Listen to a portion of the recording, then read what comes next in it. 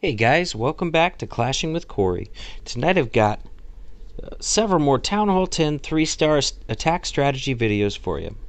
We got 4 different attacks using 3 different strategies, including one that was 3-starred on accident. We'll see that one in just a minute. Right now we're going to start out with a Queen Walk minor attack that I did on number 19 here. Now, this base was hit, somebody else hit this base before me, so I knew it had a Lava Hound along with a Loon in the CC. Anytime I see that CC, I want to take advantage of it. And a lot of times you can do that, especially since miners just got buffed. They got a lot faster, they go above ground faster, and they go back down below ground faster, where they don't take that any more damage. They duck down a lot quicker than they used to, so they're actually really strong again. So what I want to do is walk my queen around this side of the base. Keep her out of the base because I don't want her to pop that Lava Hound. And then I was going to use my king with some wizards on this end, plus a wall wrecker. If you look at this angle right here, it can go right in towards that town hall and just really cut out all these buildings here and make a nice path through the core for my miners. And I was going to use 1 poison on the CC Loon and save the other poison for when that Lava Hound pops, if it locks onto my queen towards the end of the raid. So it goes really smooth. Like I said, miners are really strong again. So as long as you path them correctly and plan for the enemy's CC, you're going to have a lot of success with them. So you see on the left, he had a skelly trap in that corner. I have no idea why. Not very useful out there. But it was good news for me because skelly traps really do slow down miners. So that was one less skelly trap I had to deal with inside the base. So I get my king wizards and my siege machine down on the other side, cutting in that side of the base. Now in my siege machine I had max miners. Valks would have worked too. Just kind of wanted them to take out the buildings in that vicinity right there. Now, I've already got my miners coming down since I already knew it was in the CC. I didn't need to wait for it. And if you wait too long, then your edge troops like your Queen Walk and your King are going to be taking really heavy fire. So if you time it right, your miners come in and kind of do some of the tanking for your edge troops so that you don't have to pop your King ability so soon or your Queen ability so soon. It just keeps all your troops up longer. Now you see all those miners are funneling right into that core as planned. I got 2 heals down on them right away because we had some giant bombs popping up. We still had that enemy Loon up there for a while. And now I use Rage in the core because we have a CC, the enemy CC, and an Expo, which are both high hit points. And I really just want to zoom them right through that core out the other side where they can do some more tanking for my queen. And just really work well with the queen. She's trimming the outside buildings so that they stay inside the base, focusing on those defenses. Now at this point I've dropped my 3rd heal. I still have 1 left. I got a wizard coming in from the top there to take out those corner buildings. They were kind of in no man's land, so I want to take care of those. You don't want your miners to have to backtrack across the whole base to get it. Now, the Lava Hound does lock onto my queen. That's fine. She's still got her ability. I've still got a poison. I'm going to be able to take care of it, no problem. Now, you see the miners around in the corner. I still got a big group of them into this last little section of the base. I go ahead and drop down that last heal because they are going to be getting targeted by that wizard tower pretty soon. And see that Lava Hound's already taken care of up top. Never even have to pop my queen ability. This was just a really easy raid. All the way through. It was pretty simple to perform, and there was no point in the raid where I was ever worried about it failing. It was just a really nice, calm 3-star attack. Look at all those miners left up. Boom. Done. Alright, now this next attack is the one that was 3-starred on accident. Here's the story. There was only like 2 or 3 Town Hall 10s left at this point. Everyone else had already been 3-starred. So I call this base in War Match. And credits like he just upgraded to a Town Hall 10 from Town Hall 9, maybe within the last week, not that long ago at all. So he was like, hey man, do you want me to scout it for you first? You know, most of the Town Hall 9s are gone at this point. We had plenty of attacks left for a scout, and I was like, yeah, sure. Love a scout. I'd rather have more information than less. So he cooks up this army, but he also uses a power potion, so he doesn't have the ability to have a siege machine at his CC yet. But despite that, he's still going to crush this base, no problem, with an old school go boho. So he's got one of his golems that walks around the bottom to that mortar, and that kind of sucks because it just gets wrecked by that single target inferno. But he does get the funnel taken care of. He's still got one golem in the core with his heroes and bowlers. Gets the first poison down on that enemy CC. Remember, we always want to save the second poison for skellies on the back end when hogs are your main troop. So Kill Squad's doing great. They got in that rage. His Queen's taking care of that dragon. Now he brings in his hogs already to take out this single target before it has a chance to lock on and destroy both of his heroes. You know, because if you just let your Kill Squad die out, that single target's going to lock onto your Queen. She's going to die. So he brings in his hogs to save the Queen. And also, the single target and that Expo are being tanked by that core, by the troops in the core as well. So he's still got 11 hogs in the basket. He's going to bring them in on the edges, just kind of make them come together in the center and one heal there. That's the first heal he's dropped. He's still got 3 heals left. Now he's coming into a Tesla farm and a bomb tower, so he drops down a second heal, hits a giant bomb right there as well. Excellent heal spell, and he still had 2 hogs to drop on that Tesla that was outside there. And at this point, I think, is when he realized, oh crap, I'm going to 3-star this base that I was supposed to be scouting for Corey. So he doesn't drop another heal on the rest of this raid. Doesn't matter, doesn't need him. Absolutely smashes this base. Bunch of hogs left, 2 heals left.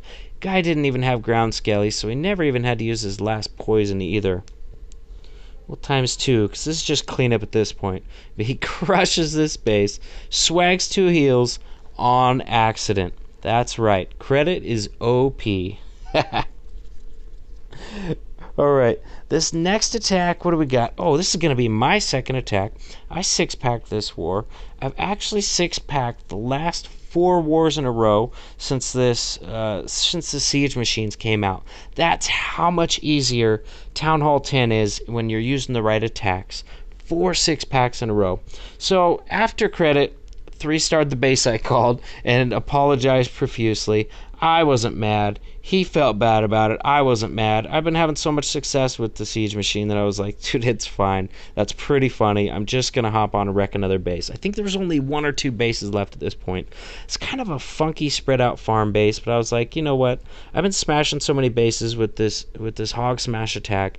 I'm pretty sure I can smash this base with it as well. So I planned a path through to the town hall where I would avoid the single target infernos and still have a chance to take out both these enemy heroes, the enemy CC, and carve out a nice chunk of this base as well. So I decided to bring my siege machine in right here.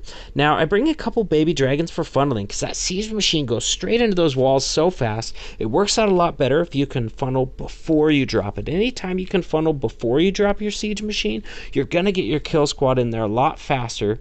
You know what I mean?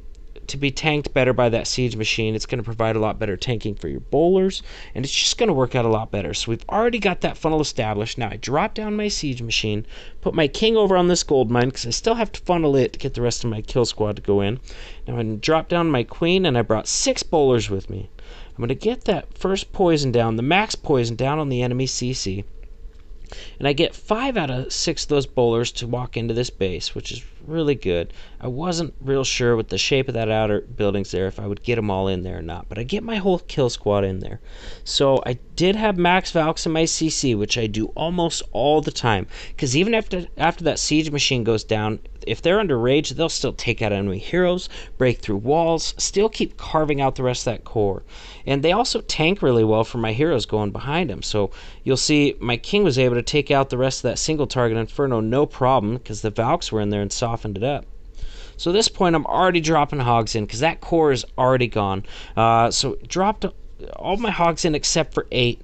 Now we've got some areas back here that get a little wider, so I saved some back end hogs just to kind of drop in on those defenses on the outside to keep my hogs all in one group so that they'd be affected by 1 heal.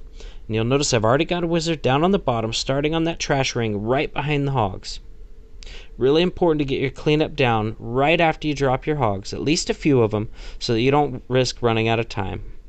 So I get that group of hogs in there, like I said, up on top on that archer tower, and that kind of helps focus them, but they were a little late, so they split anyways. Doesn't matter, I've still got a ton of hogs up, and I still had 2 heals. So hit another giant bomb right for that wizard tower, so I do use my last heal there. Look how many hogs I've got left. Look at this. It's crazy. Ton of hogs. Really another super chill 3-star attack. That's how much easier Town Hall 10 is now when you're using these attacks that really take full advantage of the wall wrecker siege machine. Get so much value out of those kill squads that we're just crushing the rest of the base.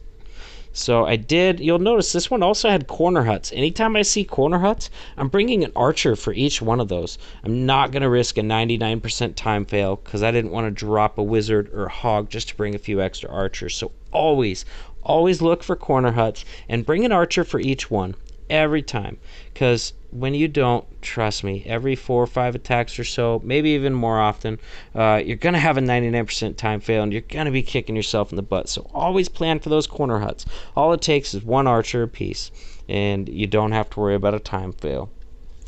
So this last attack I've got for you is going to be another one using a siege machine, obviously, but the back end troop's not going to be hogs like we've been seeing so much recently. Now there's no reason it has to be hogs. In fact, Lava Loon's a great back end attack too, and a benefit of Lava Loon on the back end is Lava Loon doesn't care if there's a king on the back end. A level 40 king can make some trouble for your hogs. He can kill a lot of hogs, especially if he's following them around for a long time. So by using Lava Loon on the back end, you're really negating the fact that you still got a king over there.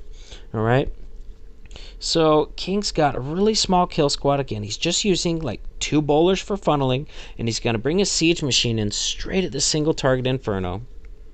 Now his goal here is to carve out a little section of this base. He wants to get this air defense, the enemy CC, this sweeper, and the enemy queen at least, and then any other extra buildings after that are just kind of a bonus. So once again, he's building that funnel before he brings down his siege machine. That becomes important because it gets into those walls so fast. You don't want it to get ahead of all your other supporting troops. So he's a little late on that freeze, unless he might have been trying to get the enemy CC in it as well. But that single target inferno does a lot of work on that siege machine, so it doesn't make it that deep into the base. But he does have max Valks coming out of there, so they're going to break through that first wall, and they're going to get some damage off on that next one while trying to get to that enemy queen. Now his queen's going to step through, take care of that queen, no problem. Now she's going to pop her ability and grab another sweeper and a couple more defenses as well. Another archer tower down there. Excuse me. Now it's time to bring in his Lalo. He's got some haste coming down first. Now he chooses to drop his loons before the hounds because the hounds are a lot faster, and he doesn't have any wizard towers on the entry. So if you drop them way after your hounds get out in front too far, and they end up taking a lot of heat before your loons can really get in and take out defenses and be tanked for. So his drops were absolutely perfect. He's got loons coming in on the other side there, hasting into the core. Now he's got a few loons saved for these outer defenses. Remember, you don't want, just like your hogs, you don't want your loons to split up. You want them to stay in one group. So he's got 2 loons for that mortar. Now he's got 2 loons for this backside Tesla as well. Now the idea on the backside loons by wizard towers, so that they will kind of tank that wizard tower, keeping the wizard tower's fire off your main group of loons.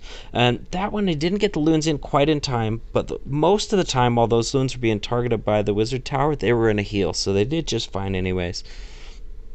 Now if you look how many loons he's got left, and look at that, he's still got a lava hound up unpopped.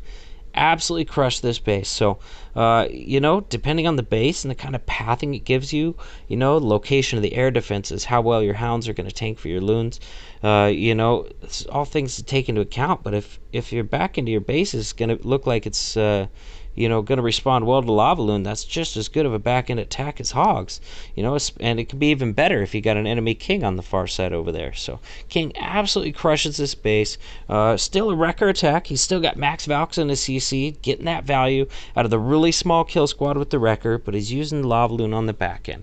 King 6-packed this war as well. I'm going to show his other hit was a hog hit, using the wrecker to get in there and just hogging the back end. I'm going to show that one on the next video because I just got time for 4 videos today. But I hope you guys enjoyed the video. Be sure to subscribe if you haven't already, because I'm bringing out new Clash of Clans videos every day, and we're really focusing on 3-star strategy videos using these brand new siege machines. They've only been out for about a week at this point, so we're all still learning how to use them, but they're changing the game. Town Hall 10 is the new Town Hall 9. We had a 70% hit rate in this war, and that used to be like a Town Hall 9 hit rate. We're just absolutely crushing bases left and right. I've gotten 4 6-packs in a row. It's crazy. So go ahead and subscribe to the channel if you want to learn how to use these siege machines better. That's what we're going to be working on for the foreseeable future. Thanks. We'll see you next time.